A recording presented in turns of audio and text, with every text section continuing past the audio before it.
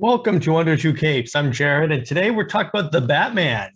The Matt Reeves movie finally came out, and it was awesome. That's how I'll start off there saying it was really, really, really good. Before I go on, this is going to be a spoiler review. Spoilers. So remember, I warned you guys 80 times in advance. This will be a spoiler review. Just wanted to make sure I got credit for at least saying that. So anyway, we're going to start off. So I was cautiously optimistic about this movie because it was the Twilight guy. I only really seen him as the Twilight guy and maybe the dude from Tenet, I think, with Nolan. That's it. That was my only exposure to Pattinson. So naturally, I was pretty I don't want to say apprehensive, but I was kind of like, why him? So once again, it really surprised me because we had that first fandom trailer, I believe, 2 years ago in 2020. Yeah, 2 years. And that far surpassed my expectations, where it ends with the goon getting beaten up by Batman and Batman going on vengeance, which I felt was amazing. That was one of the greatest Batman scenes, I think, ever put to film. So we had that, and the other trailer came out that I talked to Max about with him running through gunfire like Superman, which that one was like, okay, that's really cool, but it's not really like Batman, but still. So anyway, we're going to start the review by talking about a couple of different points. So first, I want to talk about the atmosphere of the movie, particularly how this movie uses darkness really well, because there's a scene in the movie, it's like the very first scene, and it's being narrated by Batman in a journal, which I felt was really, really, really cool. It feels like this whole thing is a comic book.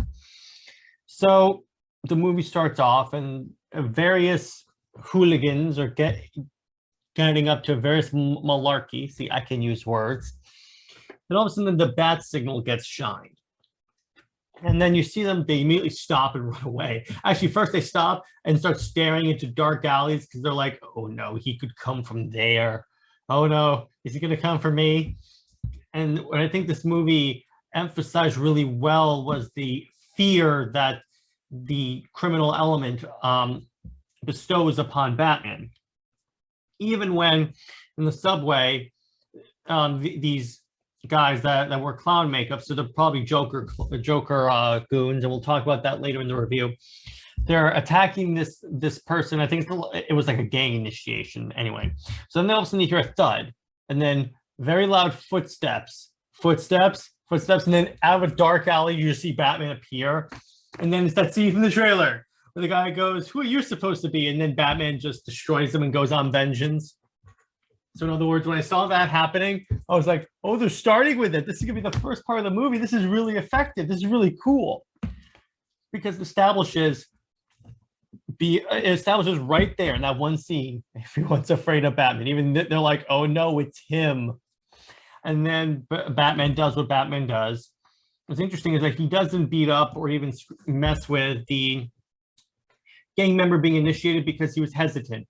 The gang member wasn't really committed, if you will. So I thought that was really cool. It shows that Batman can differentiate between who he takes on.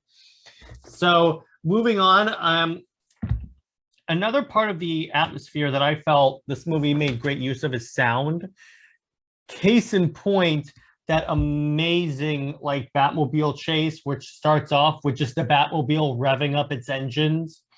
And what's awesome about that is that it's always that the Batmobile is a character itself, and it's a monster to be feared because it's I can't do it that well, but the point is that when you hear that scene, also it's a loud rev. I'm like, geez, this is amazing.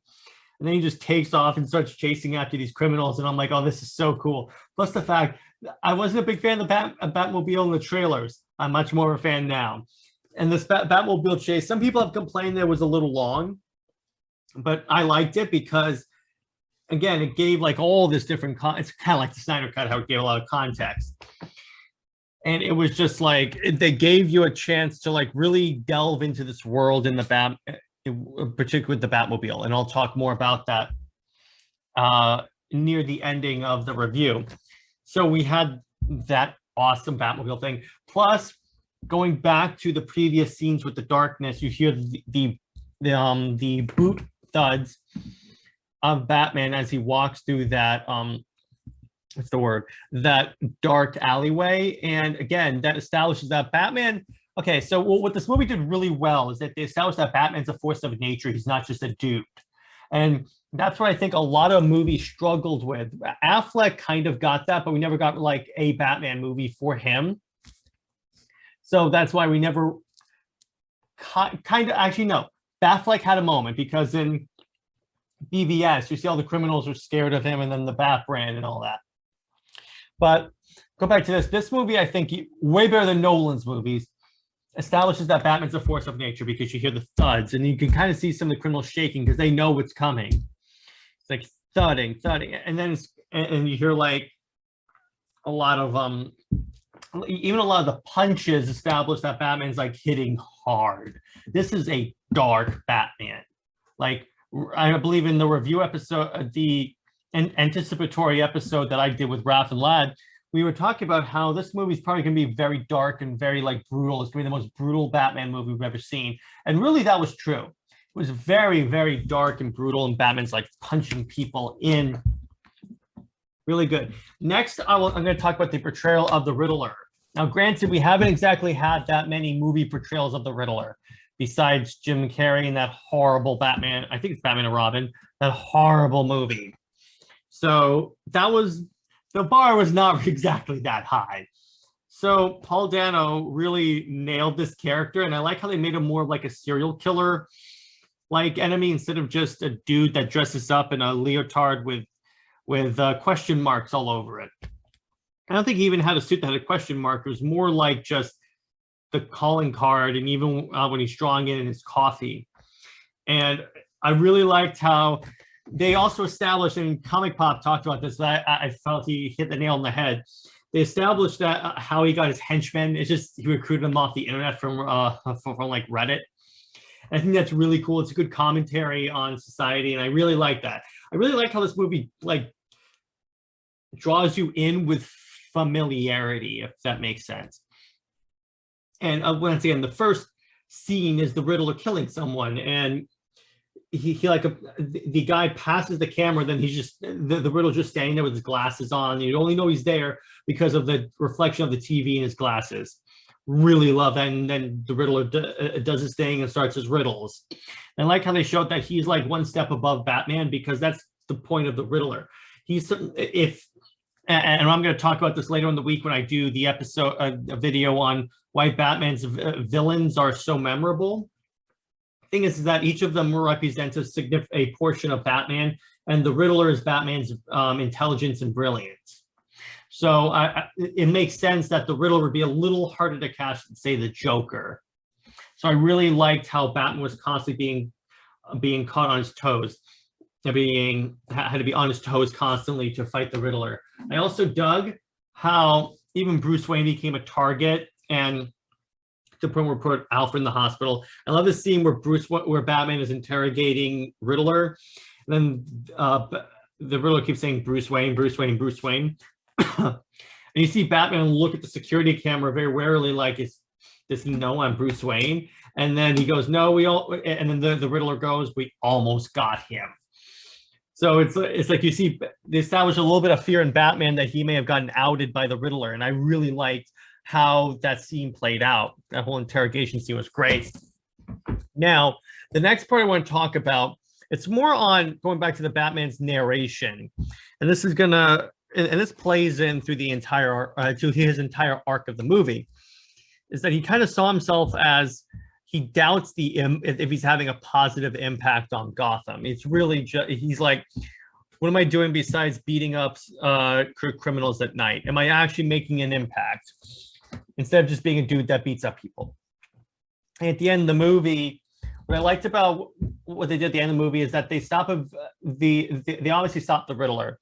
And then there's a scene where one of the Riddler's henchmen goes on vengeance, and you see Batman like shocked, because what's showing is that his original approach was having a negative impact on the city. It was making them think that you could behave exactly like that instead of he wanted to like lead people down another path. And then at this point, you see at the end of the movie, Batman realizes that I have to be hopeful.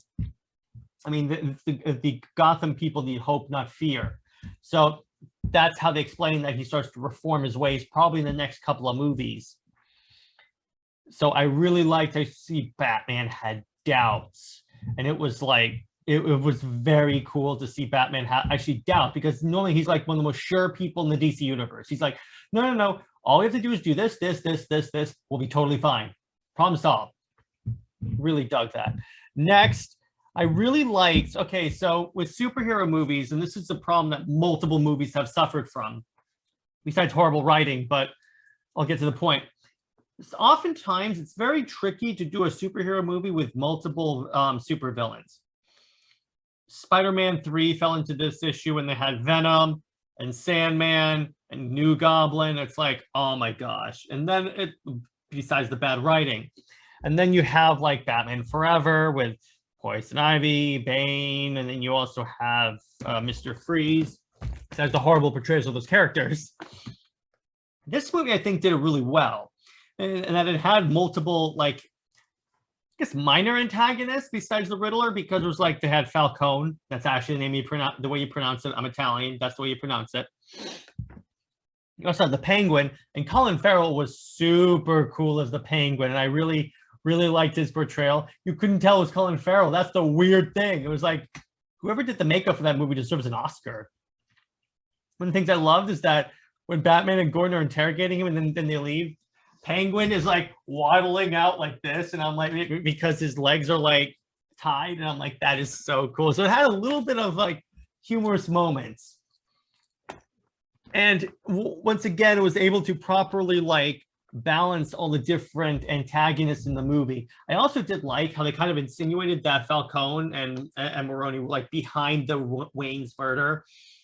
And they kind of played on that whole Quartervall's like idea that Thomas and Martha Wayne weren't like these flawless socialites that everyone seems to think they are. They were like I think Martha Wayne was in and out of insane asylums and all that. So I liked how they kind of played with the Wayne legacy a little bit. This actually plays into Serkis's portrayal as Alfred, because so I definitely like Serkis. He was less sarcastic, I think, than Jeremy Irons, but the thing about this one is that they established him more as a father figure to Batman, and that was kind of played on in Batman Earth 1, volume, just Earth 1. And that, so did they insinuate that Alfred taught Batman how to fight? So there you go, we have that scene. And then they sort of play off like Alfred knew he knew the truth about the Waynes and didn't tell Batman because he really didn't know how to tell him. And I really felt that was like a very powerful and poignant moment for the guys.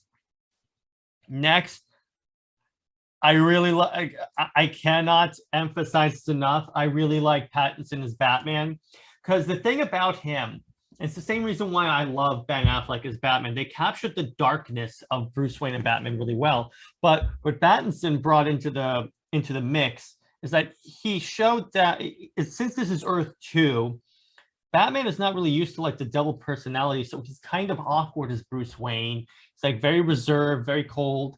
And we saw this specifically in the funeral scene when he just shows up and he's very cautious around everyone. You know, he's Batman. And that really plays on the whole Batman is the real thing, and there's a real persona, and Bruce Wayne is the secret identity. So I really like how they played that off. Next, and I will say this surprised me, the pacing was amazing. And it's the same reason why I don't mind watching the Snyder Cut 7 times. Yes, I've watched it 7 times. I'm working on it. I'm going to start an 8th soon. The thing about it is that you can have a long movie and it not feel long and not feel like a sludge, because there are plenty of long movies that feel long. Like, oh my gosh, do we have to watch a 3-hour scene of hobbits farming? I know I'm picking on the Lord of the Rings, but that's besides the point. Now, pacing is a very, very, it's a very important, but it's also like a big balancing act. And I think both Snyder and Reeves really know how to pace a movie. Like, let me put it this way: this movie is almost 3 hours, and the Snyder cut is 4 hours. Snyder cut feels like a 2 hour movie, and Reeves felt like, I mean, did it feel long? It felt a little bit like a 3 hour movie. It felt like 2.5 hours, I would say, would be the max I would say it felt. It didn't feel like 2 hours and like 50 minutes, I think is the actual runtime. I'll look that up real quick. But the point is that the pacing in this movie was like ridiculously good. At no point did I feel like, at no point. At no point was I yawning. At no point was I like, this is like really, like, this is really boring or anything like that. Can we just get to the point? Which, and once again, I cannot emphasize this enough. For a lot of movies, that is like a make or break like point here. It's a make and break. It can make or break a movie. That's what I'm gonna say. It can make or break a movie, and this movie actually does it really well. I'm trying to find the runtime. So let me just add that to my Google search. Runtime. It is not 20, it's The Batman 2022. It is, our Francis Batman is about 3 hours. It says that. So yeah. So it's about 3 hours. Once again, it doesn't really feel like 3 hours. It's kind of funny. Well, 1 hour more, and that'd be the Snyder cut. But doesn't feel like 4 hours. And the parts where, but here's the thing: it doesn't really matter how long it is, because it's so good you want more. Which is why I'm glad that pretty much they're gonna get sequels and spin-off series. So I'm like, yes, please, let's continue building this world. I want to be immersed in this world. It's so cool. Furthermore, it's like, and see, this movie didn't feel like also it had a lot of filler, and that's another part of the pacing, like balancing act, because you don't want to make it feel like you're just throwing this in for runtime. Everything in the movie really felt important, at least to me.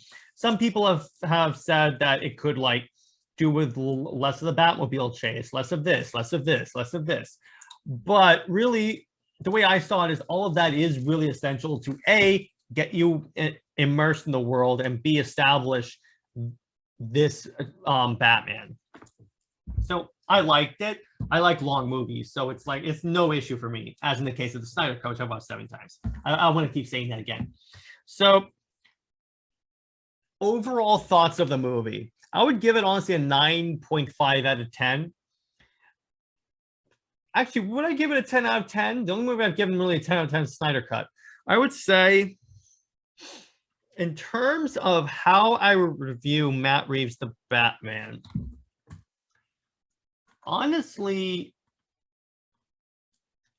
I would probably, yeah, give it a 10 out of 10. It's pretty much my favorite Batman movie. Now, let me clarify this.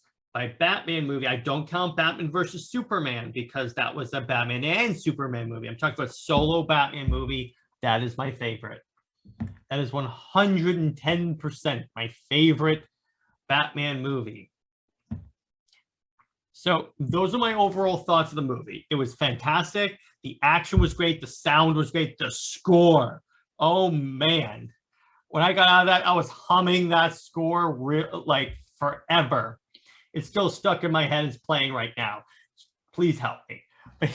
That score was fantastic. The cinematography was gorgeous. Everything about this movie was great. Actually, I want to talk about the Batsuit real quick too. As you know, in the anticipatory episode we did with Raph, we were all concerned about the suit, that the suit looked kind of cheapy, which that's the point, year 2 Batman. But once you get in the movie and see it in action, it is fantastic. It is one of my favorite Batsuits. My number 1 is the tactical Batsuit from the Snyder Cut. Number 2 is the Pattinson suit. I'm not a big fan of the Bale suit, because I like the Batman Begins Bale suit. I didn't like how they tried to slim it down in Dark Knight. I felt it's like really annoying. It's another one of that trope where every new movie or every new comic book, the superhero needs a new costume. It's really annoying, purely to sell action figures. but that's where it ranks. So a little more into the Batman, what I wanted to add is where this could go. Now, judging by what we saw in the movie, what's interesting about it is that it leaves open a Joker Riddler team up, in that at the end of the movie, actually can't believe I didn't talk about this in the first part. The end of the movie, we have the Joker showing up, very clearly the Joker. And he more or less tells the Riddler, let's team up and take down the Bat together. So what that indicates to me is that we could see like maybe a war of jokes and riddles, but here's a problem with that. There's too many villains that would have to be established before you could do that. Maybe like in 3, but for right now, it would probably be like maybe Joker and Riddler versus Batman. And then maybe they could bring in other Batman characters like Dick Grayson and such. My point is, it could lead to that.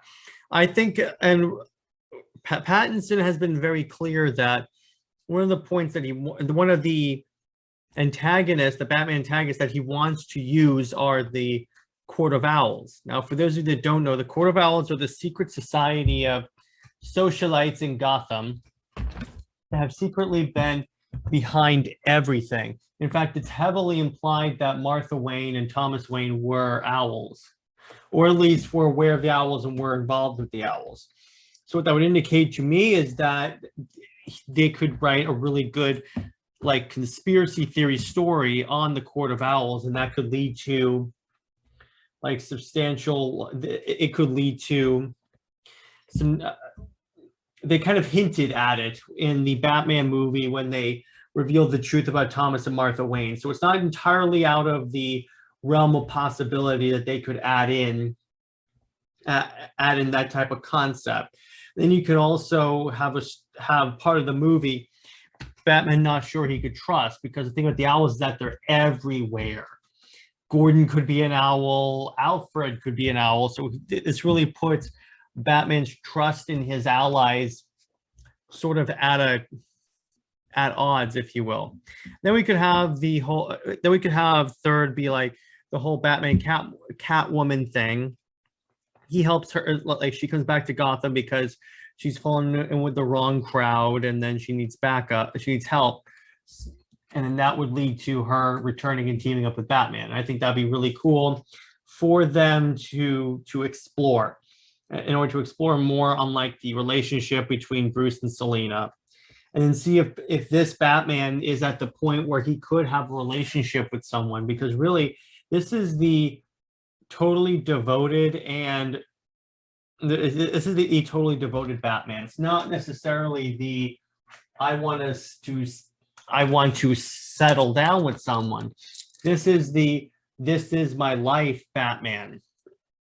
So really what I think that would indicate is that it'd be a nice way to show this Batman's growing. Even when Catwoman comes back, she sees that he's more open and able to change, and also a little less dark, and this would lead to like pretty much like him becoming less of the darker Batman, and their relationship solidifying, if you will.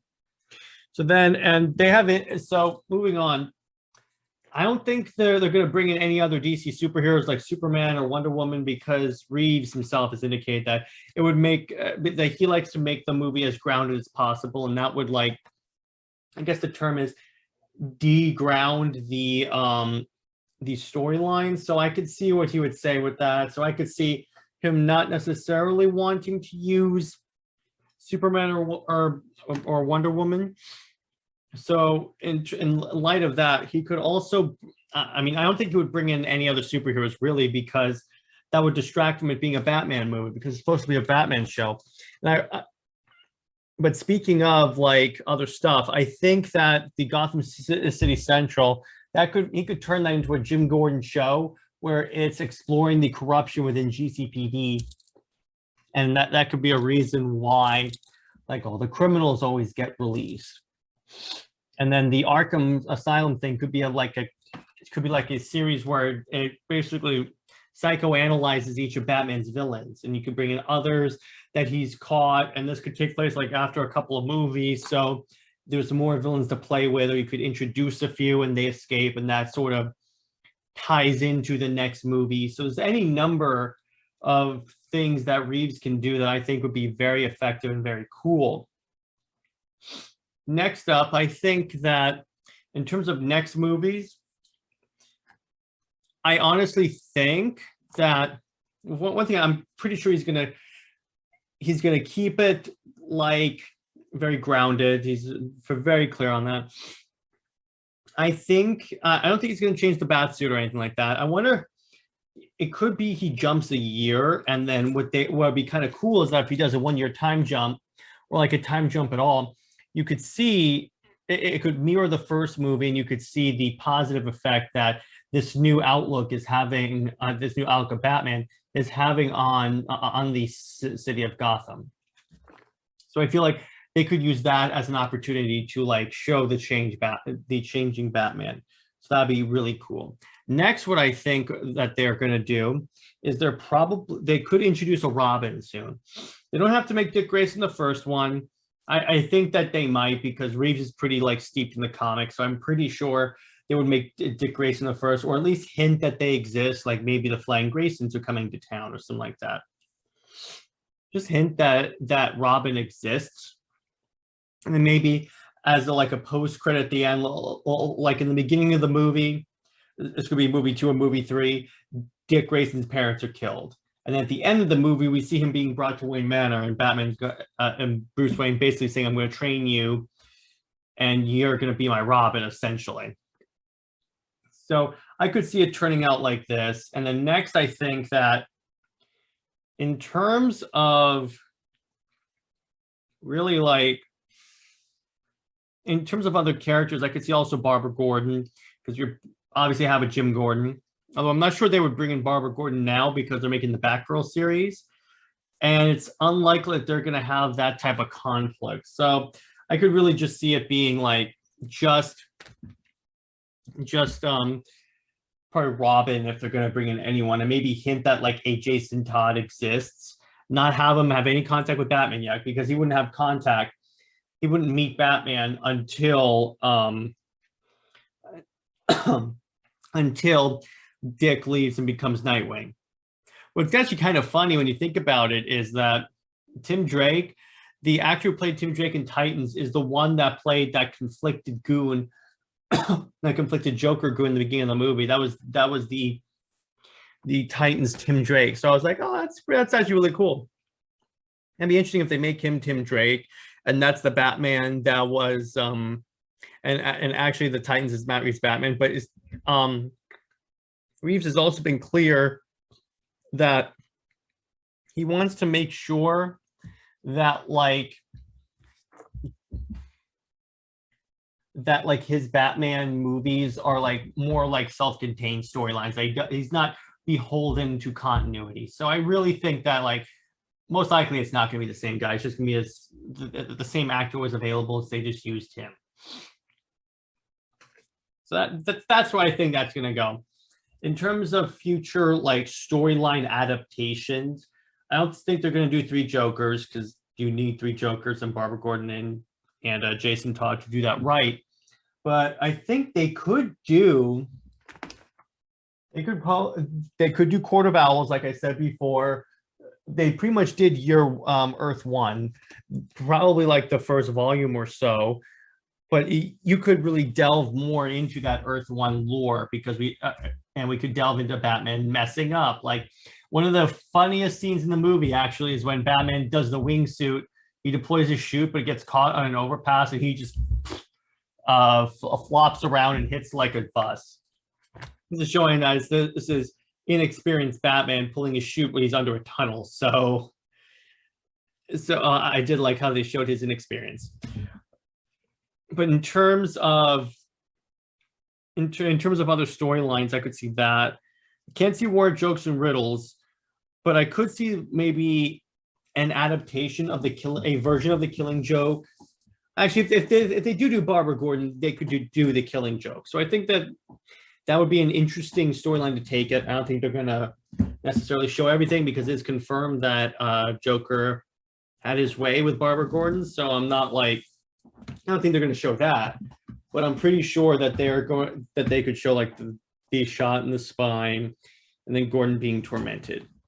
So I think that'd be really cool for them to show that storyline. Next, I think that they could do, I already said Court of Owls. I think that they could do like maybe, could they do Dark Knight?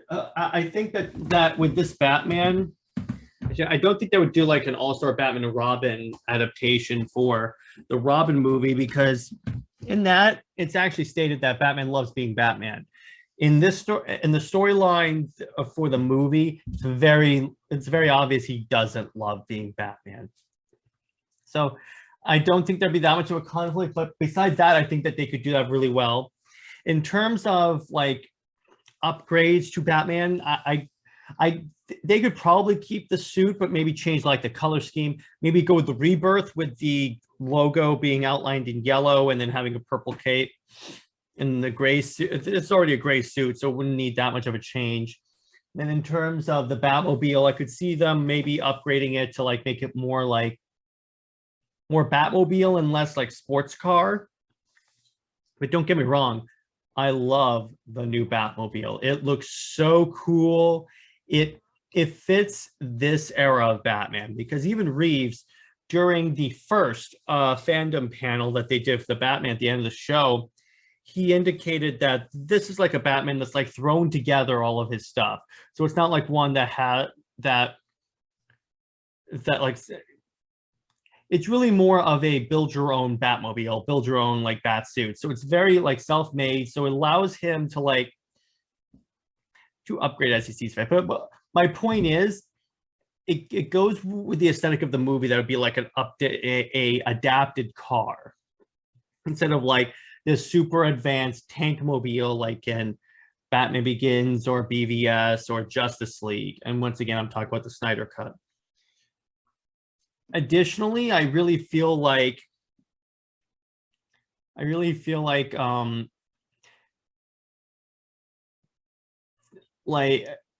maybe upgrade, like maybe we could see some detective vision, like actual detective vision, like in the Arkham games. Because he already has like I won't say ocular implants, but it's like the contact lenses that like record what he sees. So they could do that. What I did like how the lenses recorded everything that they saw, so we could review it later. I really like that. They're really playing onto that detective like trope with Batman. Now, here's a question that I'm sure all my Snyder fans are wondering. What does this mean for Ben Affleck's Batman? Could we conceivably get it? Could they conceivably decide we're going to make that one too? Conceivably so. What I mean by that is, actually, just before I recorded this too, Toby Emmerich did an interview where he said that the projects are going to be more director focused and less like IP focused, meaning it's kind of like after Batman, it's kind of like they're going to say, okay, Matt Reeves would work well for this one. So it's like we're going to get Restore the SnyderVerse. If we restore the SnyderVerse, I think we're going to get the Batman. Because why not? It's just more of Batman. And I've already established in all my interviews that Batman is the cash cow of the DC universe. And DC is not going to change anything about him. But my point is that if he's a cash cow, and practically every comic coming out of DC right now is Batman, I really think that at this point, it only makes financial sense for them to at least say, okay, so we're going to do the Ben Affleck Batman series so we can just put out more Batman content. It's that simple. I feel like at this point, they're going to end up doing that. So that's where I think it'll go in terms of the SnyderVerse. I still think the SnyderVerse is going to be restored. We'll see what happens when the merger happens in April. I don't think it's going to happen automatically. I don't think they're going to sign the papers and then say we're going to restore the SnyderVerse. I would be very surprised if that's one of their first announcements, like extremely surprised. But remember, guys, it's going to take a while for them to like iron out the details, who's going to run stuff. and get the people all installed and on the ground running essentially. So most likely we won't hear about any SnyderVerse restorations. Probably, I would say maybe for like another 6 months to a year. Yeah, it's gonna be a while, but it's significantly more likely now with the merger than it was before the merger. Like before the merger, I was pretty sure that they were going to make him do it because let me put it this way: it was AT&T that told them release the Snyder Cut.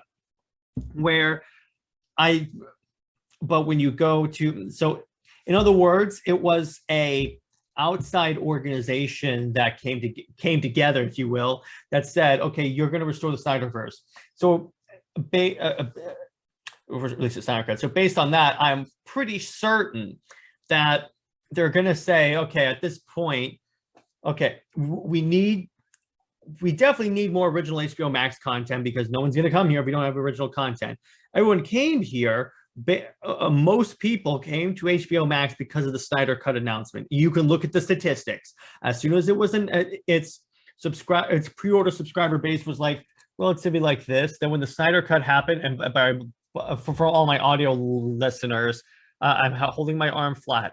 And now I'm pointing it upwards to indicate that when the Snyder Cut was announced, that like the subscriber / pre-order like base, if you will, skyrocketed. And then they didn't do anything. And then I believe I saw a statistic that the subscriber count like decreased after because of that really stupid announcement, the really stupid article that they put out saying we're not going to do any more Snyder Cut content. So I really feel like after they saw how popular the Snyder Cut was, because obviously what's popular, they should have just said, kill the article right now, because it made them look very antagonistic, and it really just made it look like, and Screen Junkies said it best, and Sarnoff hates money. It just really makes them look like idiots, even more than they already are because of what they did to Zack Snyder and the Snyder Cut. Additionally to that, I think we're going to get the what is it? I believe we're going to get the Ayer cut any minute now. That one is more likely to happen as soon as the merger goes down, because that one requires significantly less work. All they have to do is say good, because even Ayer has said, yeah, it would cost a lot less and require a lot less work than the Snyder Cut. So you can just finish that, dump it onto HBO Max, release it, obviously, have people enjoy it, and then see if there's a demand for it, and then decide, okay, we're going to restore the SnyderVerse, base it off of that. So I really think it's significantly more likely that that's going to happen significantly sooner than a restoration of the SnyderVerse. Because remember also, the other actors for the SnyderVerse are like in other projects and busy. Would they come back? Would they put stuff on hold and come back for Zack Snyder? Probably. But Ben Affleck has said he's done being Batman. Here's why I have a hard time believing that. He said it was done with superhero movies after Daredevil. So what that indicates to me is that, you know what? He would come back for Zack Snyder. No doubt in my mind. If Zack's back, he's going to come back and do it. And Cavill has been very vocal about wanting to play Superman. And we're very vocal about wanting him to play Superman as well. So it's not like they don't want to play the roles anymore. I guarantee you they want to continue playing the roles. Let's not forget, here's the great part about the Peacemaker thing. When they brought them in as a cameo, that cameo proved to Warner Brothers that the Justice League brand is like alive and well. Because remember, the most talked about scene in Peacemaker was that cameo. And that was at the end, that was the season finale. That was the most talked about moment of the Peacemaker finale. There you go. It's just that. What I think that indicates to me is that Warner Brothers now sees, okay, so the team itself, the brand is alive. So we can agree on that. What was the most popular, and I'm speaking as it, I'm like speaking in the voice of a Discovery executive now, because it can be Discovery. So the Justice League brand is popular, A. B, what version of the Justice League was the most popular? I don't think anyone can dispute that the Snyder Cut was more popular than the Whedon Cut. That's just like, that is indisputable. So they're going to look at that. Okay, Whedon has a bunch of like issues with him, let me put it that way. So I guarantee you that the company's going to want to distance themselves from Joss Whedon. Adding on to it, that again, we need exclusive content for HBO Max. So let's approach Zach, give him an offer so he can, and then let's go to the actor saying, we got Zach on board. He wants to do it too. Are you on board? Because the minute you get Zach on board, everyone comes back. Let me put it this way. Ben Affleck was done playing Batman. He came back for the Snyder Cut like reshoots to be Batman with Zack Snyder. Anyone that says they're done with these movies is basically done until Zack Snyder comes back. That's really the way that you guys should keep it in your mind, because that's really the key. Once you get Snyder on board, that's it. You're good. You're 100% good. Now, what's the likelihood this is going to happen? I would say like 80 to 90% into 90. I would say actually 90 to 99% that all this is going to happen. It's going to take a while, but I guarantee it's going to happen. The minute you hear of any rumors of Zack Snyder meeting with Warner Brothers, with Warner Discovery, it's done. That's going to happen. Let me put it this way: the minute they announced the Ayer cut, that's when I would start celebrating for two reasons. Number one is the Ayer cut, and from what I heard, it's significantly better than whatever was released. So that's the first thing. The second part is that if they're going to release the Ayer cut, it's significantly more likely that they're going to say, you know, we'll just release the whole thing. Give the people back to SnyderVerse. We're good.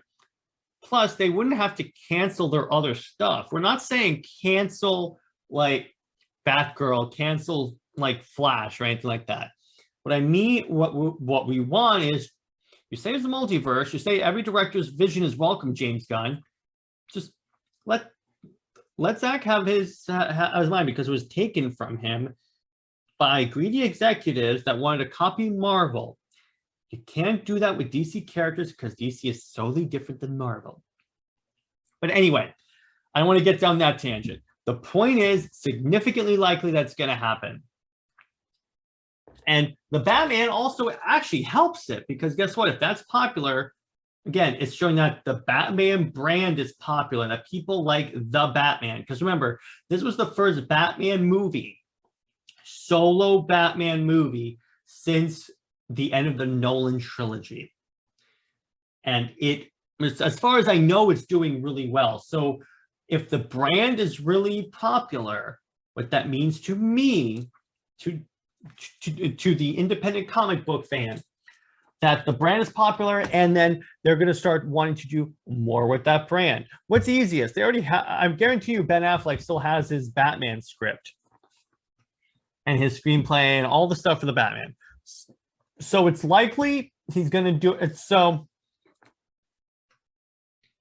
that's my point. What I'm saying is that the Batman brand is popular. We've already established that. Therefore, you want more of the Batman. And what was a significantly popular version of Batman? Ben Affleck's Batman. And he had an entire movie, it's either a movie or a series, I'm pretty sure it was a movie, where it would be, where he would have his own Batman movie, and it would be Ben Affleck's Batman. So 100% you could get away with this and still, I guess, profit off the Batman brand. That's my point, is that all of this stuff put together. Now, here's my problem. I know that like a lot of DC fans that are Snyder fans are saying boycott all of Warner Brothers stuff because they're not giving us what we want. But think about it this way. Think about this as more logic and less emotion. All right, so if the Batman does well, if any of these movies do well, that means the brands for the individual characters are popular. If the brands for the individual characters are popular, A, they're not going to replace them, and B, Warner Brothers is going to want to do more with those characters. If they want to do more with those characters, they're going to want more versions. If they want more versions, I feel like I'm in a DirecTV commercial. If they want to do more versions, then that will lead to them saying, you know what, let's just give Zack Snyder his stuff. That's it. it can be an Elseworld storyline. We know these characters are popular, so it's significantly more likely that they're going to be like, okay, go ahead and do it. Go ahead and do it. That's all I'm saying. I understand that you want to boycott it, but that's not going to have the intended effect. It's going to have the opposite effect. So what I would do, watch the movies, enjoy them. You can not like them, but support them because money speaks. You have to show. It's a shame you still have to show them because really, I think the Snyder Cut success should have showed them that they should release this. I mean, you couldn't get DVD. There was like racks and racks and racks of DVDs at like Best Buys, which said Zack Snyder's Justice League on the price tag, but they were all empty because people were getting that movie. It's just, remember, be calm, don't be so emotional, and all will happen. Everything is falling into place. Let me put it this way. It's significantly likely it's going to happen, and the success of these movies depends on it. No, I mean, and it depends on the success of these movies in part. That's all I'm saying. That's all I'm going to say. All right, that's it. So, hope you guys enjoyed this spoiler review of The Batman. Is overall my favorite solo Batman movie of all time. I still remember when Pattinson was announced, when Robert Pattinson was announced, I was very apprehensive. That's where I think most people were very apprehensive when it came to Pattinson because you remembered him from Twilight. But when you saw the trailer and now when you see the movie, you're like, there was absolutely no reason to be apprehensive about this guy. He knows what he's doing. He obviously loves the character, and his portrayal of the character is really, really, really good. All right, guys. Hope you guys enjoyed this episode. I will see you next time, and hope you enjoy the rest of the weeks of The Bat. All right. Stay heroic, everyone. Bye-bye.